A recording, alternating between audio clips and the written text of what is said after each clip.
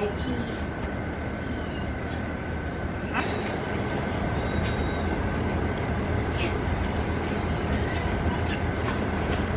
Asa na daw siya yung magpipick up?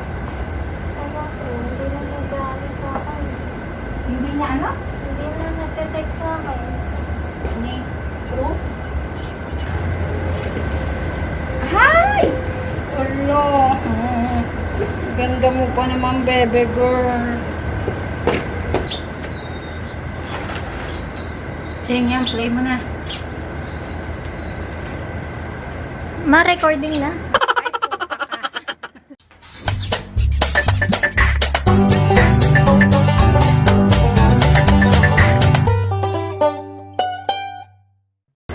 Grabe, ang ganda nito. Ayan, for sale na. Yung ganito kalaki. Sa mga naghahanap na mga tree fern na medyo malalaki. Ayan, ganyan siya kalaki. Merong sobrang laki at meron naman mga ganitong size. Kaya nga, palampasin muna natin yung motor. Ayan, okay na. Kaya nga, sabi ko sa inyo, lagi nyong tatandaan, pag bibili kayo ng tree fern, ang pinaka-importante sa lahat, yung katawan niya. Kung gaano siya kataas, at kung gaano kataba yung katawan niya. Imagine nyo dito. Eto naman, yung katawan niya, ganito nakalaki. Tapos, yung dahon niya, tignan nyo naman kung gaano kataas siya.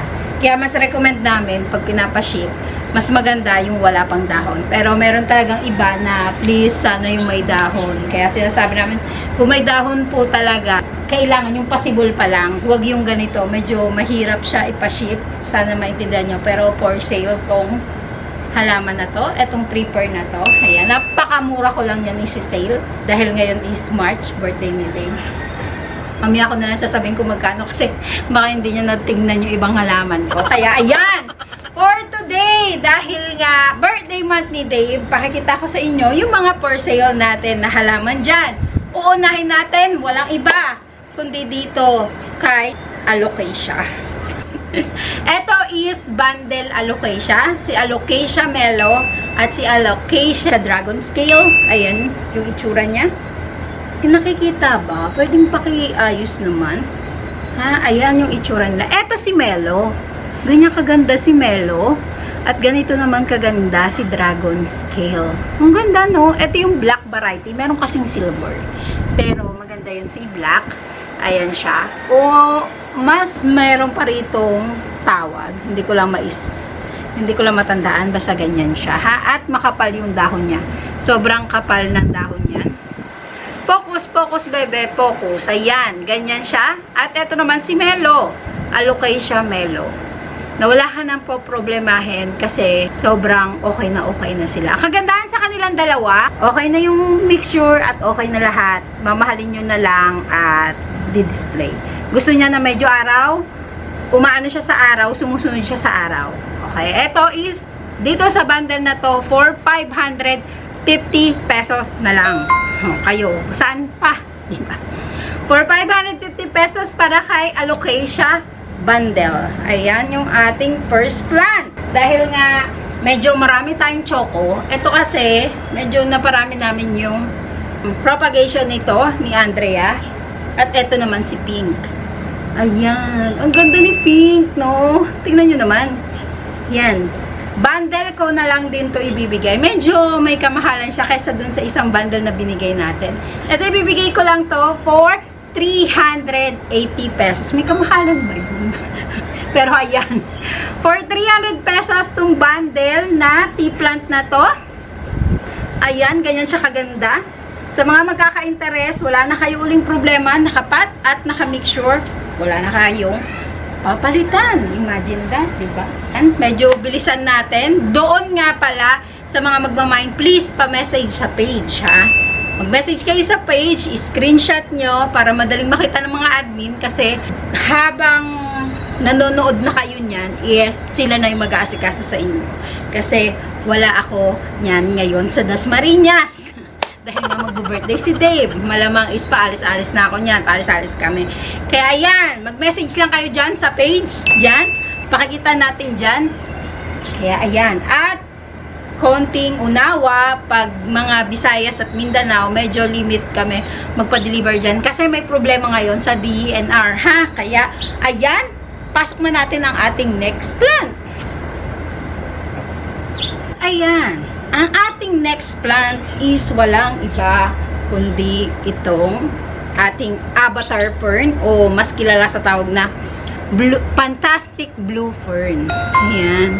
Medyo hindi niyo siya mapapansin yung pagka bluish niya. Pero pakikita ko yung picture nito para mas ka-interest kayo. Pero sobrang ganda niya. Ha? Eto. Ayan. Ayan. Paano ko ba sa inyo ipakita? Ayan siya. At ayan siya. Napapatingin din kasi ko eh. Eto ha. Ganyang kaganda yung itsura niya. Tapos blue siya. Sa likod is mas maganda siya sa personal. Ganun na lang. Para safe, ha? Mas maganda siya pag ilalagay nyo sa ground. Okay lang din naman nakasabit. Wala namang problema. Pero ayaw niya sa mainit. Gusto niya medyo malilim, ha? Ayan. Ang konting trivia dito kay Fantastic Blue Fern. Kaya sa magkaka-interest, 3 ganitong fern. Ayan. For 380 pesos. At please, pag magme-message kayo sa page, ilagay nyo kung magkano ko dyan sinabi. Kasi nga yung mga admin, minsan, magkano nga ba sinabi ni ate? Magkano nga ba sinabi ni mama? Ayan. Ang makaka-encounter nyo dyan si Jacqueline at syempre si Janiel, ang aking anak. Kaya ayan. Ha? Pa-indicate nyo na lang. Okay. So, ayan. Yung 3 ganito, ayan. Yung 3 ganito is for 380 pesos na lang. Sobrang mura. Huwag na kayong mag-react kung ano pa. Baka pa-discount po. Ay, nako. Be, mura na to. Promise. Ayan, kaganda. At may abono na to. Abono is fertilizer, ha? Hindi ako yung nag-abono. Abono ng fertilizer. Kaya yan. At ito na nga ang ating next plant. Dahil nga, mahilig si Dave sa may bulaklak. At etong March na to is kanyang buwan. Papakita ko naman sa inyo ang isa sa mga favorite ni Dave na halaman. Ayan. Mahilig kasi si Dave sa mga may bulaklak. At doon sa mga mahihilig sa bulaklak, ito na ang chance nyo. Nakalimutan ko lang yung right ID niya. Ha? Hindi siya mamamatay. Huwag kayo mag-alala. Ganyan lang talaga siya. Pag lumalabas yung dahon niya, medyo nag-yellow na rin. Medyo mag-yellow yung mga old na dahon niya, pero wala naman niyang problema. Hindi naman niya mamamatay. Okay, mag-alala. At ganyan ang kanyang itsura dyan. Ito yung bulaklak niya. Nakalimutan ko lang yung right ID, please. Message kayo sa page kung sino man, at comment kayo dyan kung sino may nakakaalam ng mga ID nitong bulaklak na to. Pero isa to sa favorite ni Dave. Tsaka si bridal shower. Si bridal shower, white. Ito naman is si yellow. Ayan, ganyan yung itsura niya. Ang ganda, no? Ayan. Sobrang mura ko lang to ibibigay. Sobra as in. Dahil sobrang lush na nito at ilan na yung kanyang ikot-ikot. Sa mga may interested, pwede nyo itong pabagsak dito sa may mga net. Yan. Ganyan yung mga inarte niya. At ito, ibibigay ko lang to for 380 pesos na lang. Ha, ayan. 380 pesos. Itong garland na to. Nakalimutan ko lang right idea. Basta yan. Basta yan siya. For 380 pesos until supply last. Dahil alam ko maglalambing na naman kayo. Miss Jen, sige na, isa lang. Ganyan. So, ayan. Marami-rami pa naman. Basta until supply last na lang, ha? Ganyan siya kaganda.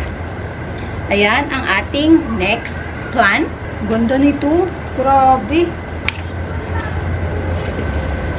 Hi!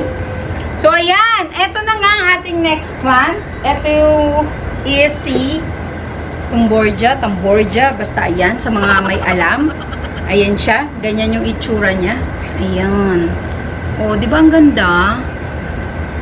White, ito yung white na variety. Doon sa may mga gusto ng mga gumagapang-gapang. Ayan, ito naman yung red variety. Ayan, ito pa buka pa lang. Ito is bukang-buka na, ha? Pero may bago na siya uling pabuka. Pero yung, ito is ma-old leaf na yan. Kaya mas recommend na namin yung nakatikom pa lang para sa inyo na siya bubuka. Ayan. Eto, pwede nyo i-bundle kasi white At red naman yung isa. Ito yung white at ito si red. Medyo may kamahalan yung mga ganitong variety ha. Pero sa inyo, ibibigay ko lang for 450 pesos yung isa. Ayan, medyo may kamahalan to. Pero alam ko sasabihin nyo, mas nagagandahan po ako ko dun kay kay parang bridal shower. Totoo din. Diba? Totoo yun. Pero, etong variety na to, pakikita ko dyan kung ano magiging itsura niya in the long run. Ganyan naman siya. Sobrang ganda niya. Tapos nakalaglag din lahat ng bulaklak niya. Kaya mas may presyo siya kesa dito kay yellow shower something, ha? Pero yan, for 450 pesos ang isa. So, kung babandalin nyo naman, instead na 900 pesos, bibigay na lang namin ng 800 na lang. O sige, nag 400 na lang ako, ha? Kung alam nyo lang magkano bentahan dito. O, ayan, 500. Siguro makikita nyo to sa Tagaytay, mga 550, 650, ganyan, ha? Pero, ayan siya. Parang presyong ano na lang din ako. Medyo mas mura ako ng konti sa silang, ha? Ayan. Sa magkaka-interest, ganito yung itsura niya. PM kayo sa page para mas ma-entertain kayo. Red and white. Etong Tamborja na to, Tamborja.